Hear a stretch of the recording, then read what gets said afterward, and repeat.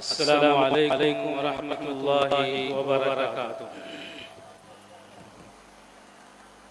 نحمده ونستعینه ونؤمن به ونتوکل علیہ ونعوذ باللہ من شرور انفسنا ومن سیئات اعمالنا من یهده اللہ فلا مضل له ومن يضلله فلا هادی له ونشهد ان لا اله الا اللہ ونشهد أن محمدًا عبده ورسوله أما بعد قال الله تعالى أعوذ بالله من الشيطان الرجيم بسم الله الرحمن الرحيم ألف لام ميم ذلك الكتاب لا ريب فيه هدى للمتقين الذين يؤمنون بالغيب ويقيمون الصلاة ومما رزقناهم ينفقون والذين يؤمنون بما أنزل إليك وما أنزل من قبلك وبالآخرة هم يوقنون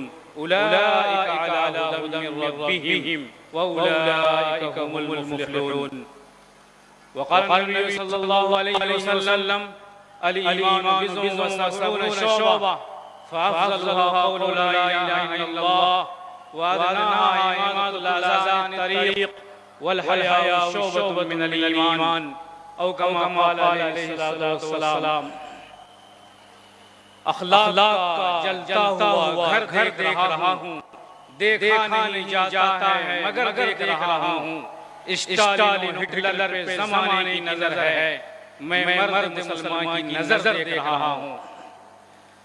موقر و محترم صدر اجلاس،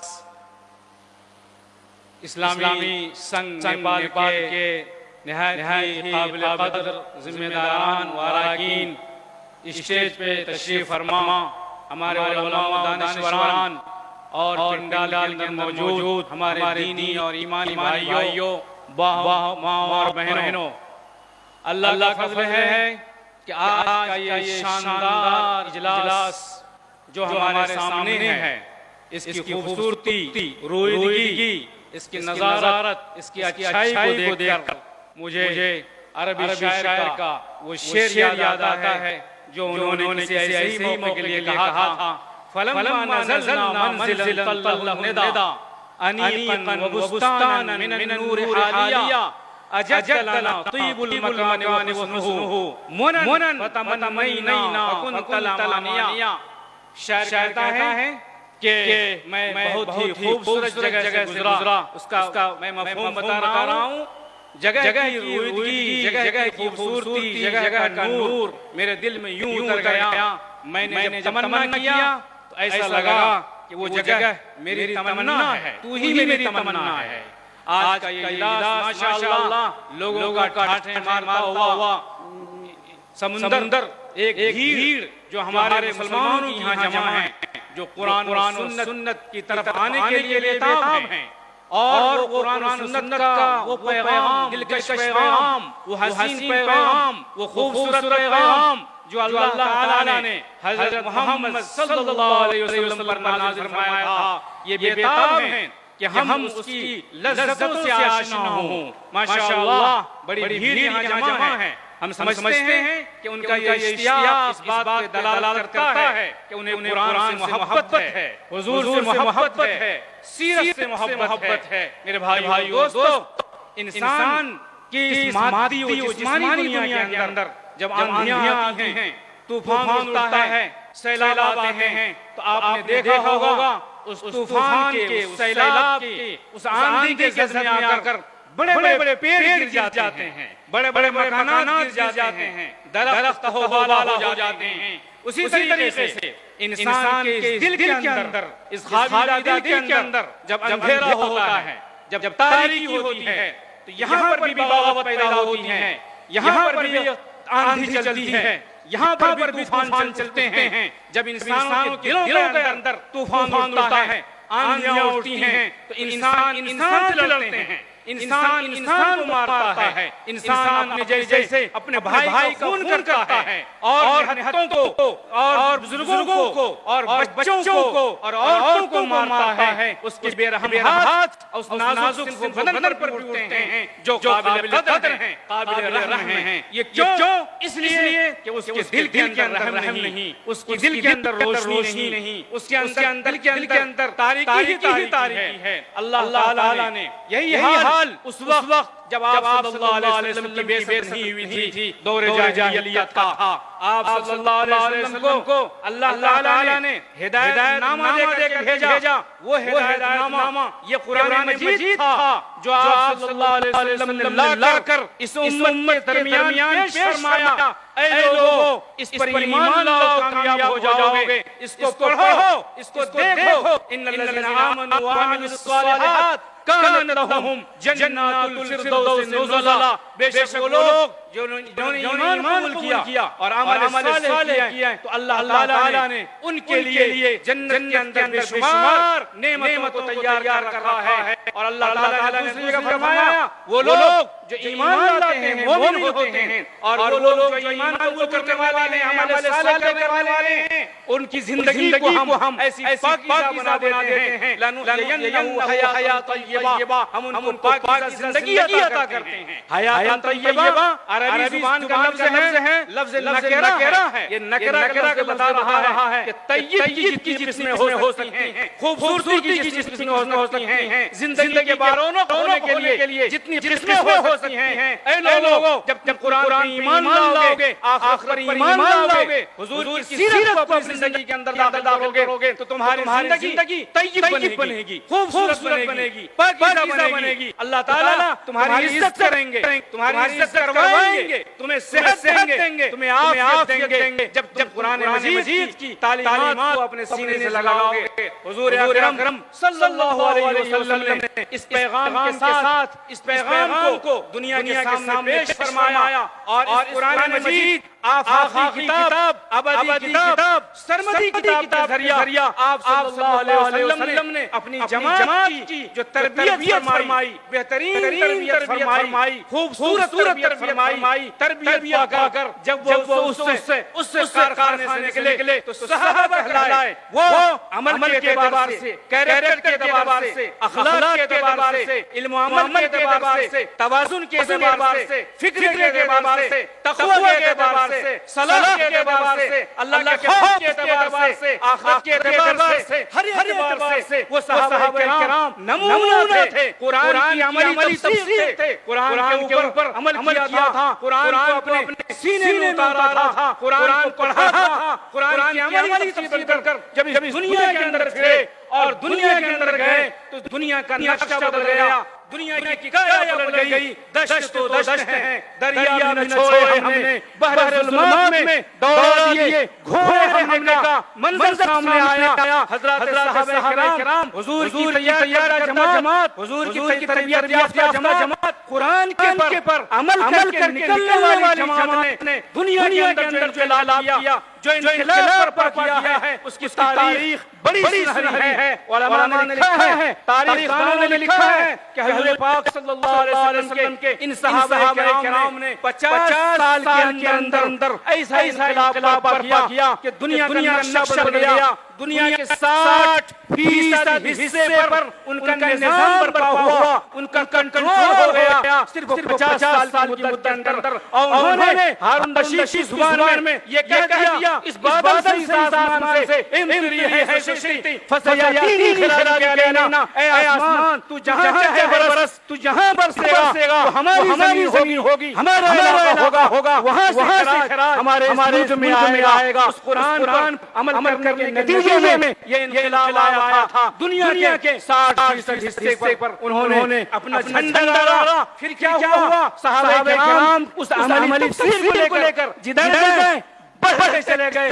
جدھر بڑھے دنیا نے استقبال کیا، ان کے اخلاق کا کوئی جواب نہیں، ان کے کردار کا جواب نہیں، ان کے قول و عمل میں توازن، ان کے قول و عمل میں تضاد نہیں، اور ہر اعتبار سے اعتبار سے انسان بہت ہی کامیاب انسان صحابہ کرام کی شکل میں جہاں گئے ان کی نورانی زندگی نے نور تقسیم کیا، ہدایت تقسیم کیا، روشنی تقسیم کی، جدھر بڑھے ہر طرف نور پھیلا، ہر طرف ہدایت پھیلی، ہر طرف ایک انقلاب برپا ہوا، حتیٰ کہ صحابہ کرام کے قدم جہاں پر گئے، جس ملک میں پڑ گئے، اس کی زبان عربی ہو گئی۔ آج تک وہ علاقے جہاں پر صحابہ کرام کے قدم بڑھے ہیں، جہاں پر وہ پہنچے ہیں، ایسا انقلاب آیا کہ فاتح قوم کی زبان ایسی مستقل ہوئی کہ ایسی زبان جس کی زبان عربی نہیں تھی، ایسی قوم جس کی زبان اور کوئی زبان تھی، لیکن صحابہ کرام کے قدم بڑھتے ہی وہاں پر ایک انقلاب برپا ہوا، تہذیب بدلی، ثقافت بدلی، اخلاق بدلے، معیار بدلے، کردار بدلے،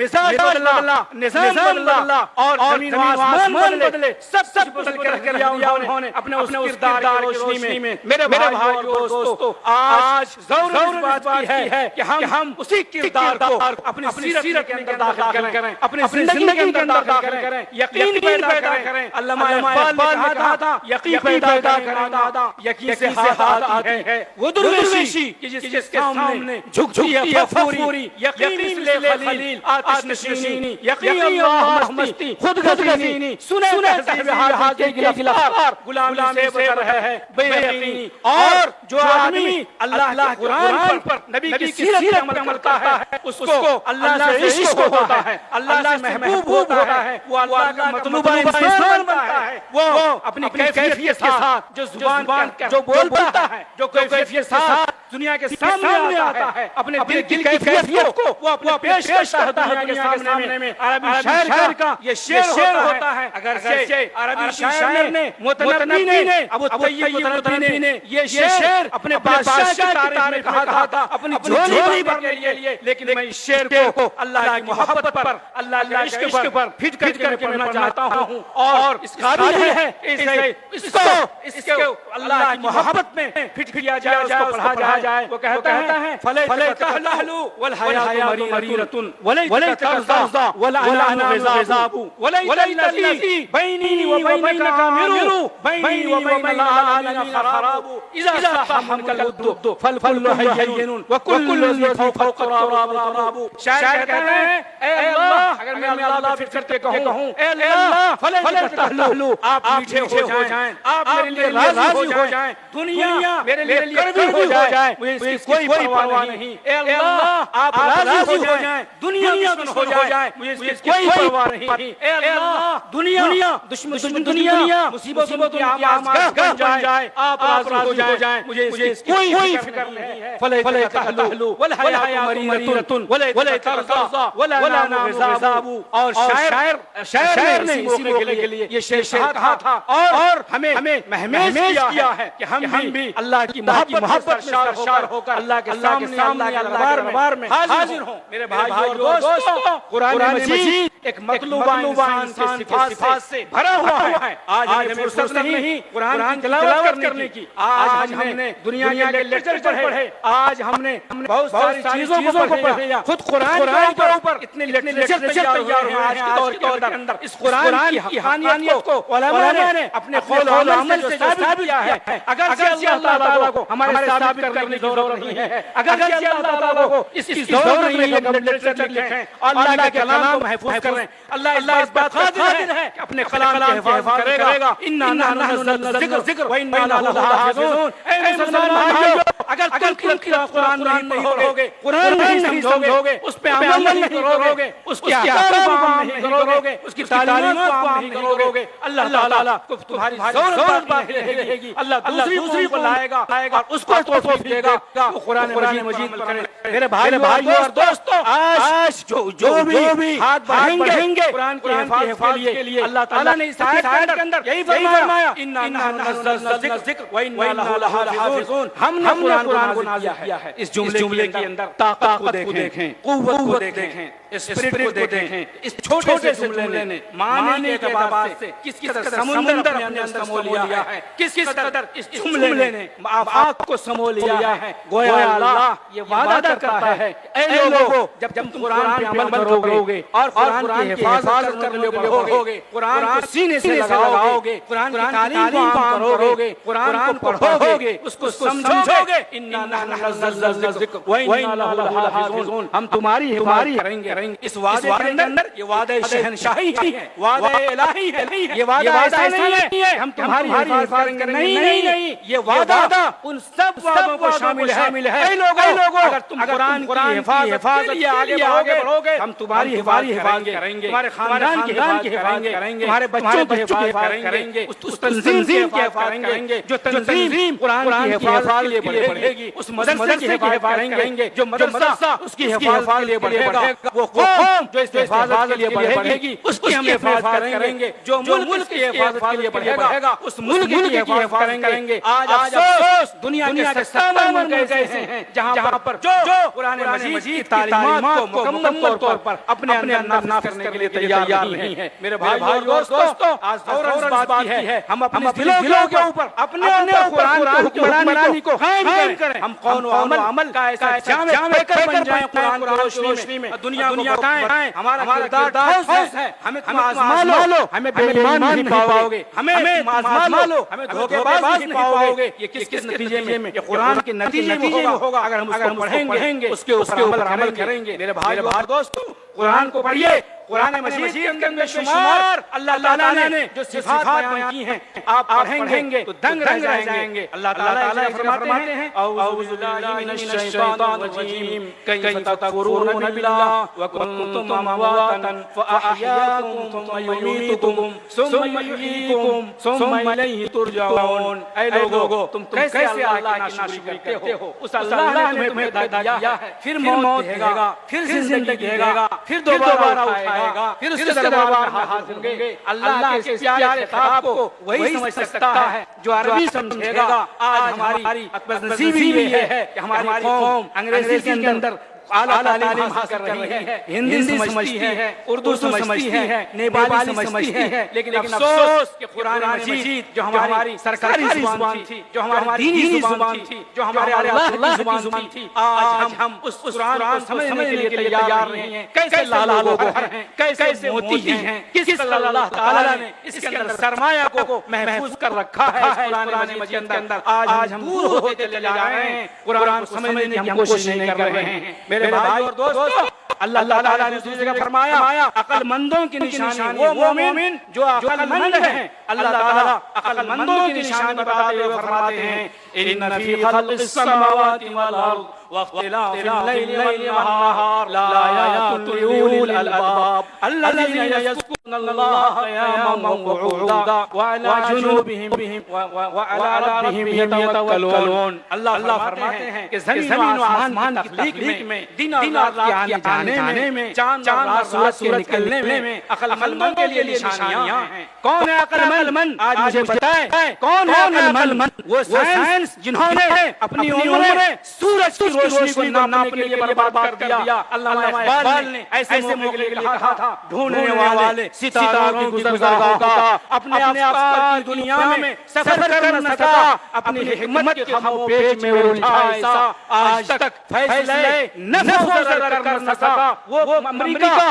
وہ یورپ, وہ سائنسداں جنہوں نے یہ فیصلہ کرنا نہیں ہو سکا آج تک کہ ہماری زندگی کے لیے کون سی چیز مفید ہے, کون سی چیز خراب ہے. آج پوری دنیا اسی بھول بھلائیاں میں بھٹک رہی ہے. دنیا کے عیسائی ہوں, دنیا کے مسلم ہوں, دنیا کے یہودی ہوں, دنیا کے ہمارے ہندو بھائی ہوں, آج سب بھول بھلائیوں میں بھٹک رہے ہیں. میں دعوے کے ساتھ کہتا ہوں قرآن مجید کو ترجمے کے ساتھ, تفسیر کے ساتھ, معنی کے ساتھ خالی ذہن ہو کر اگر ہمارا کوئی ہندو بھائی, مذہبی بھائی اگر بیٹھے گا پڑھے گا یہ قرآن اس کو اتنا پیارا لگے گا، اس کو محسوس ہوگا یہ قرآن ہمارے آتما کی آواز ہے، ہمارے دل کی آواز ہے، دل کو اپیل کر رہا ہے۔ آج ہم نے ناول پڑھا، افسانہ پڑھا، لٹریچر پڑھا، ادب پڑھا، نہ جانے کیا پڑھا، ادیب بنے، شاعر بنے، سب کچھ بنے، قلمکار بنے، نہیں بنے تو ہم قرآن کے جاننے والے نہیں بنے۔ ہم جاہل ہیں، سارے علوم ہم نے حاصل کر لیے، قرآن سے نابلد، اللہ کے حکم سے نابلد، اللہ کیا کہتا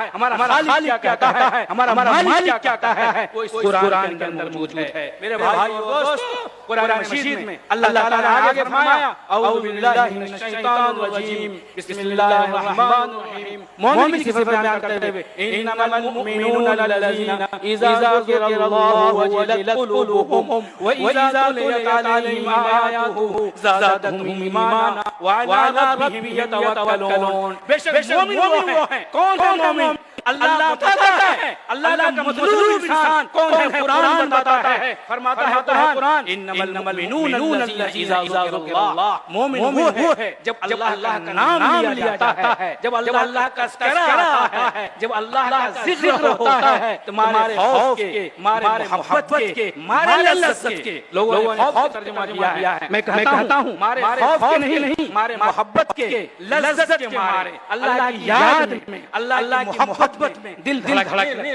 ایک صاحب نے ترجمہ کیا، مجھے بہت ہی یہ ترجمہ پسند آیا، وجلت قلوبهم، دل دھڑکنے لگتے ہیں کہ کس کا نام آیا، زبان پہ بار آیا، یہ کس کا نام آیا، میرے نطق نے سے، میری زبان کے لیے اللہ کا نام زبان پہ آیا، میرے ہونٹوں نے اس زبان کے پھو سے لیے، یہ کس کا نام آیا، اللہ کا نام آیا۔ انما المؤمنون الذین اذا ذکر اللہ وجلت قلوبهم، دل دھڑکتے ہیں، وَإِذَا تُلِيَتْ عَلَيْهِمْ آیَاتُهُ، جب اللہ کے کلام کی تلاوت کی جاتی ہے، تُلِيَتْ عَلَيْهِمْ آیَاتُهُ زَادَتْهُمْ ایمانا، ایمان بڑھ جاتا ہے۔ ایمان کہاں بڑھے گا؟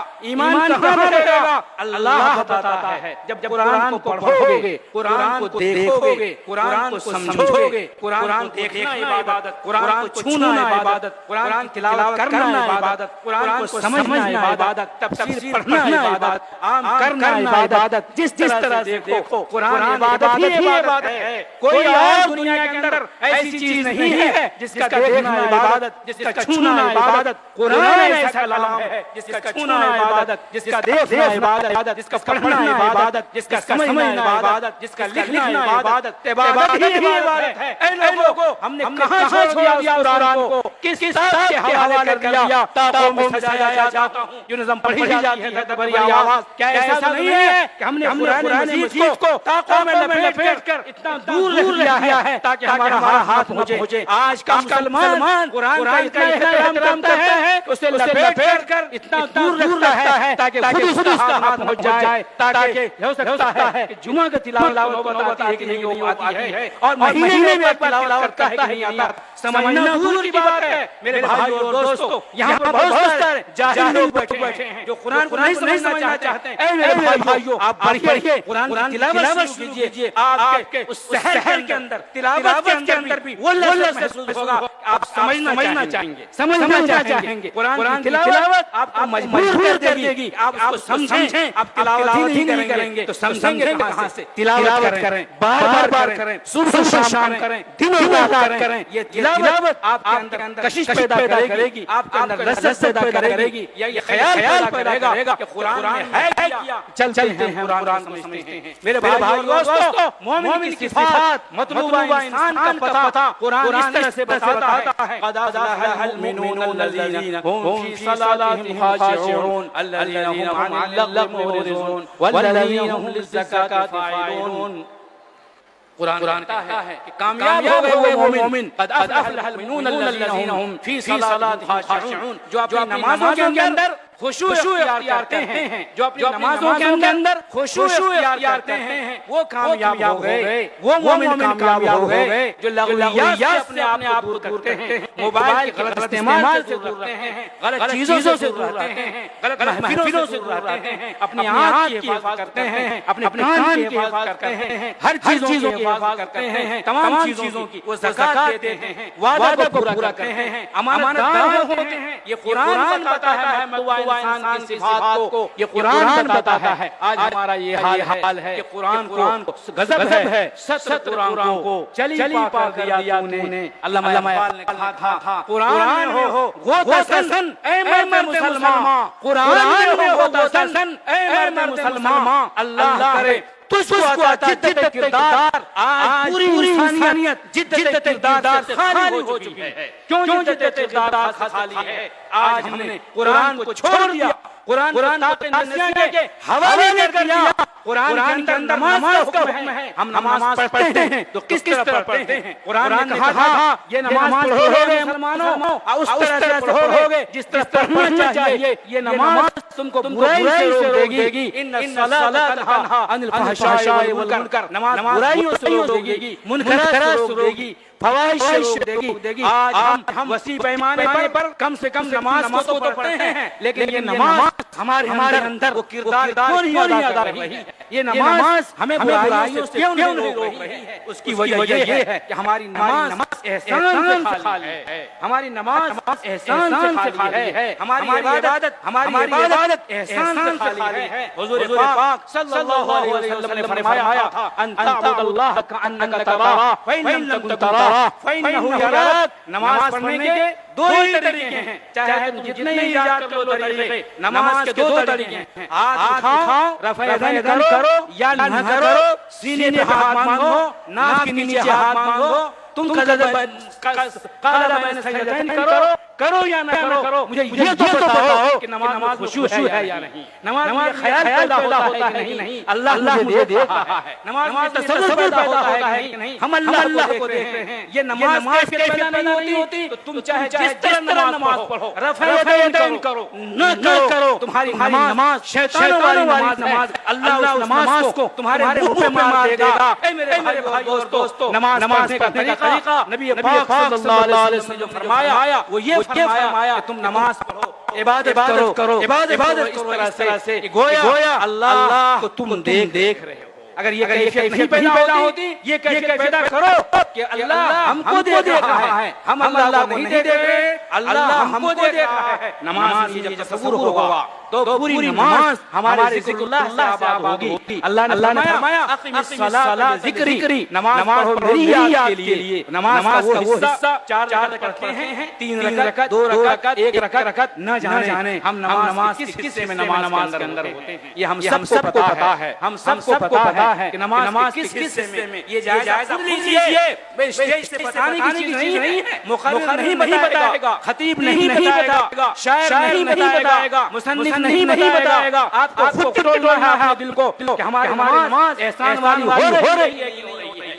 ہم اپنا جائزہ لیں. ہماری خواتین ماں اور بہنیں موجود ہیں، آپ نمازوں کی بڑی پابند ہوتی ہیں. مومن کی اعلیٰ صفات میں سے سب سے بلند بالا ایک صفت یہ بھی ہے کہ مومن نمازی ہوتا ہے، مومن نماز کے قریب ہوتا ہے، مومن نماز میں اللہ سے مناجات کرتا ہے، مومن نماز پڑھتا ہے، اللہ سے باتیں کرتا ہے. آج ہماری نماز کتنی کمزور ہو گئی. قرآن کہتا ہے نماز برائیوں سے روکتی ہے. آخر کیوں ہم برائی سے نہیں روک رہے ہیں؟ وہ لوگ جو آج نماز نہیں پڑھتے وہ جہیز لینا کیسے چھوڑیں گے؟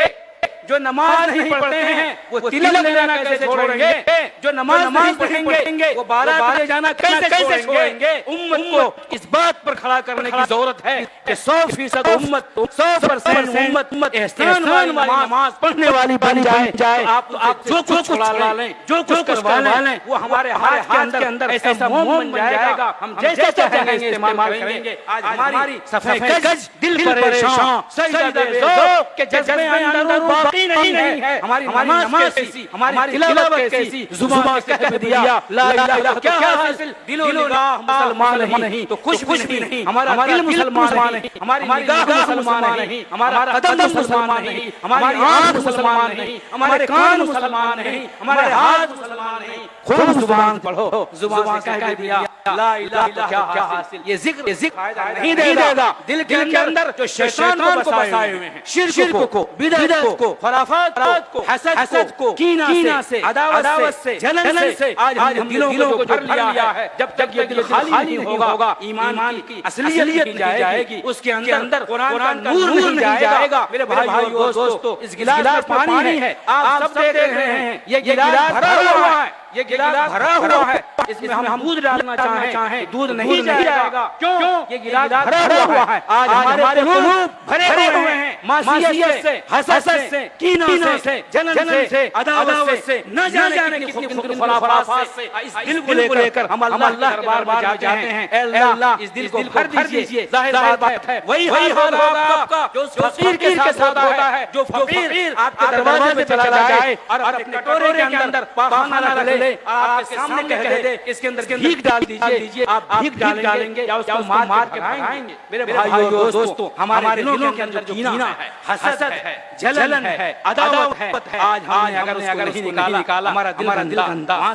سے بو آ رہی، فرشتے محسوس کر رہے ہیں، اللہ تعالیٰ کے مخلوق، اللہ تعالیٰ کے فرشتے محسوس کر رہے ہیں، ہمیں احساس نہیں ہوتا۔ اس لیے میرے بھائی دوستو، اپنے دلوں کو صاف کرنے کی ضرورت ہے۔ ایک واقعہ مجھے اچانک یاد آیا، قرآن مجید کے اندر جتنے لوگ یہاں پہ ہیں سب حضرات اپنا تذکرہ قرآن مجید کے اندر تلاش کرتے ہیں۔ ایک بہت بڑے دلیل القدر تابعی ہیں جن کا نام تھا احنف بن قیس۔ احنف بن قیس تابعی ہیں، سردار تھے اپنے قبیلے کے۔ جب وہ مسلمان ہوئے نئے ان کے سامنے قرآن مجید یہ آیت تلاوت کی گئی، اعوذ باللہ من الشیطان الرجیم، قد انزلنا الیکم کتابا فیہ ذکرکم افلا تعقلون۔ عجیب سی صدا تھی، دل کے اوپر اثر کیا اس صدا نے۔ یہ صدا یہ تھی، قرآن کہتا ہے عربی جاننے والے تھے، احنف بن قیس عربی تھے، ظاہر بات ہے۔ جب ان کے سامنے پڑھا گیا اس کا مفہوم یہ ہے، اے محمد صلی اللہ علیہ وسلم، ہم نے آپ کے پاس یہ قرآن مجید نازل کیا ہے، اس کے اندر آپ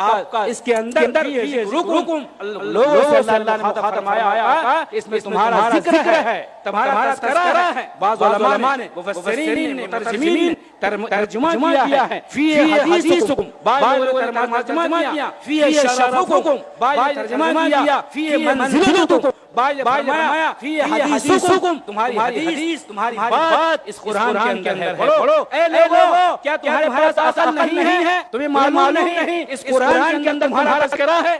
کبھی آپ کو فکر ہوئی، ہم کو فکر ہوئی، ہم تلاشیں قرآن کے اندر ہمارا کہاں تذکرہ ہے؟ قرآن نے ہمارا ذکر کہاں کیا ہے؟ کس بارے میں ہے؟ ہم لڑتے خوب ہیں، جھگڑے خوب کرتے ہیں، جب بات آ جائے دو بھائی لڑنے کی، وہاں پہ سینکڑوں لوگ جمع ہو جائیں گے۔ جب بات آئے گی درس قرآن کی مسجد میں، آپ وہاں سے بھاگیں گے کہ درس قرآن ہو رہا ہے، بچھو آ گیا، سانپ آ گیا، کیا ہو گیا؟ قرآن سے اتنی دوری، کیا ہم نے کبھی ٹھنڈے سے سوچا نہیں کہ قرآن ہماری کتاب ہے، ہماری ذات کی کتاب ہے، ہماری ہدایت کے لیے آیا ہے، ہمیں راستہ دکھانے کے لیے آیا ہے، ہمیں بلند کرنے کے لیے آیا ہے، ہمیں منزل عطا کرنے کے لیے آیا ہے، ہمیں ناموری عطا کرنے کے لیے آیا ہے۔ اس لیے قرآن ہے۔ میرے بھائیو اور دوستو، جب انہوں نے پڑھا کہ میرا ذکر ہے قرآن کے اندر، آگے بڑھے، تلاشنا شروع کیا، میرا ذکر ہے تو ہے قرآن میں، میں ڈھونڈ کے رہوں گا۔ اللہ کہہ رہا ہے تمہارا ذکر ہے، یقیناً میرا ذکر ہوگا اس کے اندر۔ آگے بڑھے، صفحات الٹے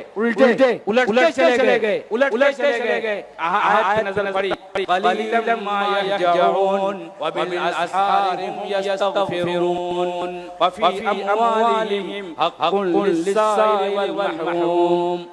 قرآن کہتا ہے ایک آیت گزرے، وہاں یہ تذکرہ ایسے لوگوں کا، ایسے خوش نصیب لوگوں کا تذکرہ تھا جن کے بارے میں قرآن نے کہا بہت سارے لوگ، کم لوگ ایسے ہیں جو راتوں کو جگتے ہیں، بہت کم لوگ ہیں جو ایسے راتوں کو جگتے ہیں، بہت کم لوگ ہیں جو تہجد کے وقت میں اٹھ کر کے دعا کرتے ہیں۔ انہوں نے کہا یا اللہ میں ایسا نہیں ہوں، میں ایسا پاک باز نہیں ہوں، میں ایسا نہیں ہوں، میں گندا ہوں، اتنا اچھا نہیں ہوں، میرا ذکر ہے تو کہاں ہے؟ پھر آگے بڑھے، ایک آیت جا کے نگاہ رک گئی، وہ نگاہ آیت تھی تتجافى جنوبهم عن المضاجع يدعون ربهم خوفا وطمعا ومما رزقناهم ينفقون. اللہ کے بندے ایسے بھی ہیں، اللہ ذکر میں ہمارا پتہ بتا رہے ہیں. اللہ کے بندے ایسے بھی ہیں کہ ان پہلو رات میں بستر سے الگ رہے ہیں اور اپنے رب کو خوف اور امید سے پکارتے ہیں، دعا کرتے ہیں. سحر کے وقت جب بھی موقع ملتا ہے تو انہوں نے کہا یا اللہ میں ایسا بھی نہیں ہوں، میں ایسا بھی نہیں ہوں. پھر آگے بڑھے، مفسرین نے جو نقل کیا ہے پھر آگے بڑھے ایک آیت پہ جا کے نگاہ رکی وَيَبِيتُونَ لِرَبِّهِمْ سُجَّدًا وَقِيَامًا. اللہ کے بندے وہ ہیں جو رات میں سجدے اور قیام کی حالت گزارتے ہیں. انہوں نے کہا اے اللہ میں یہ بھی نہیں ہوں. آگے بڑھے ایک آیت نظر پڑی، دیکھا اس کے اندر لکھا تھا، آیت موجود تھی وَإِذَا ذُكِرَ اللَّهُ وَحْدَهُ اشْمَأَزَّتْ قُلُوبُ الَّذِينَ لَا يُؤْمِنُونَ یا قُلُوبُ الَّذِينَ لَا يَسْتَكْبِرُونَ. اللہ تعالیٰ کی ایک آیت نگاہ پڑی، انہوں نے دیکھا اس کے اندر لکھا تھا کہ کچھ لوگ ایسے ہیں، کچھ لوگ ایسے ہیں جب اللہ نام آتا ہے تو دل ان کے بیٹھنے لگتے ہیں، منقبض ہو جاتے ہیں اور تکبر کرتے ہیں. اور کچھ لوگ ایسے بھی ہیں آج میں دوسری جگہ پہنچے وَإِنَّ مِنَ النَّاسِ جہاں تذکرہ موجود ہے اللہ نے فرمایا ہے کہ کچھ لوگ ایسے ہیں جب کہا جاتا لا الہ الا اللہ محمد رسول اللہ تو ایمان نہیں لاتے ہیں. انہوں نے کہا یا اللہ کان پہ انگلی رکھ لیا، میں ایسا بھی نہیں ہوں، اتنا گھٹیا بھی نہیں ہوں، میں اتنا گھٹیا بھی نہیں ہوں، اتنا اچھا نہیں ہوں، اگر اتنا گھٹیا بھی نہیں ہوں. اللہ نام آئے تو میرا دل بیٹھ جائے، اللہ کا نام آئے تو میں تکبر کرنے لگ جاؤں. میں اتنا گھٹیا نہیں ہوں، میرا تذکرہ کہاں ملے گا. پھر آگے بڑھے اور دیکھا وَمِنَ الْمُؤْمِنِينَ الَّذِينَ يُنْفِقُونَ فِي السَّرَّاءِ وَالضَّرَّاءِ وَالْكَاظِمِينَ الْغَيْظَ وَالْعَافِينَ عَنِ النَّاسِ وَاللَّهُ يُحِبُّ الْمُحْسِنِينَ. کا دیکھا کہ کچھ لوگ آیا کہ مومن وہ ہیں جو اللہ کے راستے میں خرچ کرتے ہیں، دن بھی رات میں بھی اور تندرستی کے اندر بھی اور مالداری کے اندر بھی. اور اللہ تعالیٰ جب غصوں کو پی لیتے ہیں، غصوں کو پینے والے والکاظمین الغیظ والعافین عن الناس لوگوں کو معاف کرتے ہیں. اور اللہ یحب المحسنین، اللہ محسنین کو پسند کرتا ہے. انہوں نے کہا پھر میں ایسے لوگوں میں نہیں ہوں، میں ایسا نہیں ہوں. پھر آگے بڑھے ایک جگہ ان کی نگاہ ٹک گئی، ٹھٹک کر رہ گئے اور آگے نہیں بڑھے. اور وہاں پہ کرا تھا وآخرین اعترفوا بذنوبہم وآخرون اعترفوا بذنوبہم خلطوا عملا